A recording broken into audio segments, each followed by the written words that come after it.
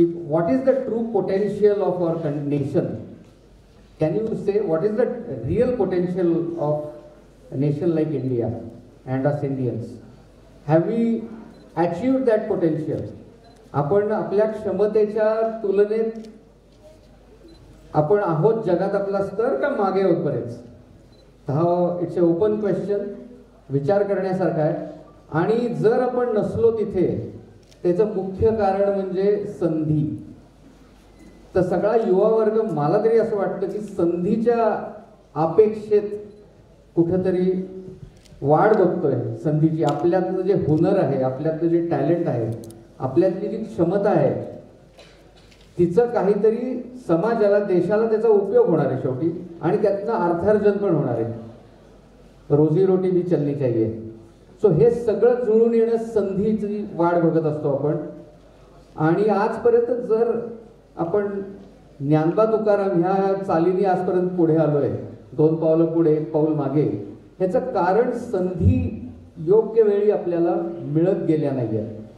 तर DRDO ही अशी एक संस्था आहे जी संधी निश्चितपणे देते एका प्रकारचं तुमचं टॅलेंट पुढे आणण्याचं.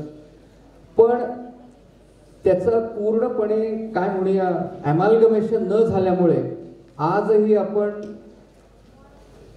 पश्चिमेतल्या राष्ट्रांचं म्हणा, पूर्वी रशिया किंवा आता चायना, इस्रायल सारख्या देशांच्या सुद्धा कुठेतरी मागं आहोत. ही वस्तुस्थिती आहे डिफेन्सच्या क्षेत्रात सुद्धा. तर catch up, we are always playing catch up with the technology in most of the fronts. Defence is also one of them. Space कुठलीही घ्या तुम्ही, वी आर प्लेइंग कॅचअप. तर आपण त्यांना पकडून त्यांच्या पुढं जाणं हे आता तुमच्या पिढीच्या हातातच आहे. आणि त्यासाठी काय काय संध्या उपलब्ध झाल्या पाहिजेत. काही भाग सरकारचा निश्चितच आहे, government policies matter a lot, मुख्यतः शिक्षण आणि या क्षेत्रात. आणि इतर तुमचे कष्ट ह्याचा जेव्हा मेळ होईल तेव्हा भारताचं खरं पोटेन्शियल शिवाजी महाराजांना आपण मानतो, कारण अतिशय कमी काळात त्यांनी नवत्याचं होतं करून दाखवलं.